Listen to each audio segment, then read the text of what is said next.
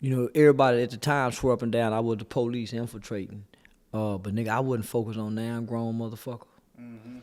My biggest opposition was black people wanting to know why I got white people coming over here to help us.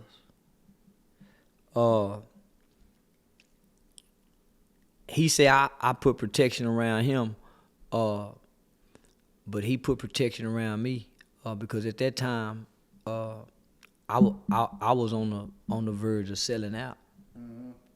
What do you mean? Yeah, I had everything. I was gonna sell out. My heart was becoming hateful toward black people. Yeah, I was starting to hate black people because of the condition of what I was seeing, the lack of attention that they gave to the issues that. So I was a nigga who had became woke and was starting to hate my people like most woke niggas do. Mm-hmm. Most niggas become a woke. That's why you see them online fighting all the time.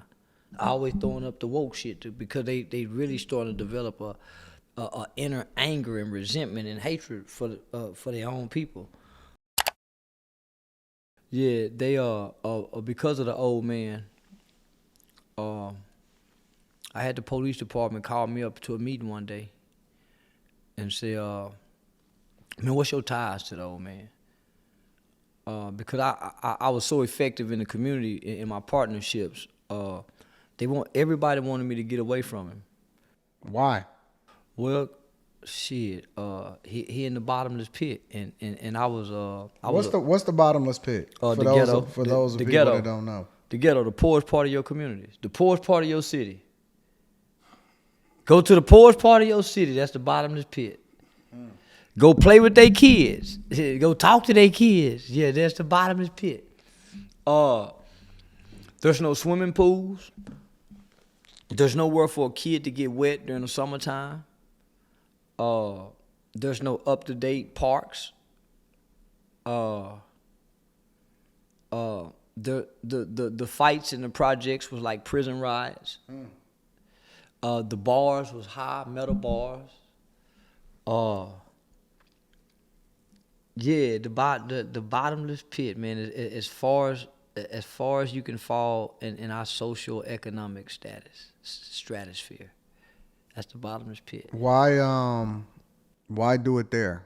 The least of those. I don't know what I believe. I just believe what my mother said. Yeah. That's the closest thing to Jesus I can come to. And I ain't read the Bible. But my mama say, what you do for the least of those is how you show that you really love God. I agree with that. I always say that the only way that you can show that you love God is by showing that you love His people. The least of those, homie. Yeah. It's easy to show love to Jay-Z. It's easy to show love to the president. Yeah. But that stinky motherfucker, that little kid, man, we got a little nigga named Shout Dog. Shout Dog used to ride a bicycle with no rubber on the tires. It was all metal. What? And he ride it with the other boys. No. You hear that? He ride it, Pops, am I lying? No, you hear that? He ride it like the other boys got rubber on the tire, and he never wore a shirt, and he was the smallest out of all of them. But boy, he had grit and determination in his spirit. He had resiliency. And he had a hustle. And through Pops, he never learned to beg.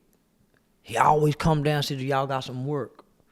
So as the years progressed, the elements of the community began to take effect.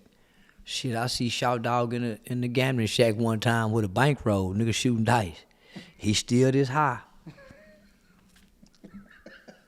Jesus Christ. Man, they started setting Shout Dog on fire, joking. They started putting alcohol because they kids now, and they get to roam the streets all throughout the day and night. I started seeing Shout Dog at 7-Elevens at 3, 4 in the morning. Shout Dog gonna end up being the killer because he's so small. Mm-hmm. But the community go create him to be that. So Shout Dog ain't been to school. Shout Dog probably 11 now. Shout Dog ain't been to school since he was 5. He a grown little man. Man, Shout Dog eventually started smoking crack. See, he breaking my heart, bro. I went and got Breaking Shout. my heart, bro. So me and the gang unit officer went and got Shout Dog, man. Took him shopping. We going rolling back in school. But when we took Shout Dog home, man, Shout Dog them got a bed in the living room with a grown nigga sitting there. And Shout Dog don't like being at home. So it's through the old man I get to meet these kind of kids, homie. So you asked me a question. You said, why there? I have been traveling around the country, man, speaking in some of the most prestigious college universities in this nation. And my mother used to say things like, son, charity starts in the home. Charity starts in the home.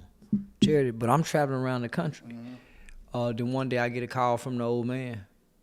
Remember me tell you, VI said, call Charleston. So I get a call from the old man and said, hey, I've been watching you. These kids over here don't have nothing. They wearing the same drawers. They not, man. So I went and met with him, and I said, Pop, man, I had just read the Black Panther Party book for the second time, the 10-point principles. And so I was implementing 3 of those principles: feed, clothe, educate. Feed, clothe, educate. And I feel like that's the foundation and the basis of how to recreate who we are as a people if we feed, clothe, educate. And so I thought that'd be the best way to capture the minds and the spirits and the hearts of our people. So when he offered that invitation, nigga, I ain't have $1. But I ain't want a lot of this old nigga. Mm-hmm. And when I said that, he gave me the keys to his building. The building closed now, but man, them nigga had everything down there. Hair run, dope, nigga was on the run on murder cases. It was a gangster's goddamn daycare center. I'm saying, I ain't bullshit. Nigga was sleeping on the pool tables. Nigga, when I come in the morning, niggas on the bar, hoes that strip, they in the kitchen. They tell you, man, I'm talking about, it was some shit. So I would have to clean that up before the kids come. Yeah. Then go to the parking lot, get the cigarette butts, get the condoms, the cigar paper.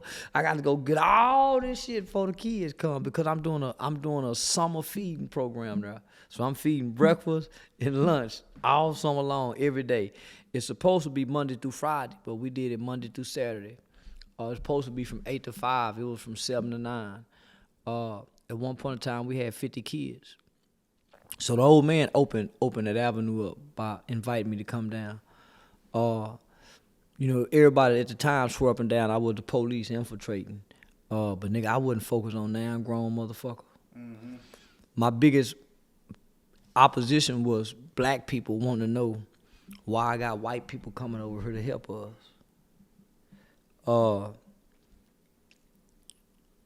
He said I put protection around him. But he put protection around me because at that time I was on the verge of selling out. Mm-hmm. What do you mean? Yeah, I had everything. I was gonna sell out. My heart was becoming hateful toward black people. Yeah, I was starting to hate black people because of the condition of what I was seeing, the lack of attention that they gave to the issues that. So I was a nigga who had became woke and was starting to hate my people like most woke niggas do. Mm-hmm. Most niggas become a woke. That's why you see them online fighting all the time. Always throwing up the woke shit too, because they really starting to develop a inner anger and resentment and hatred for their own people.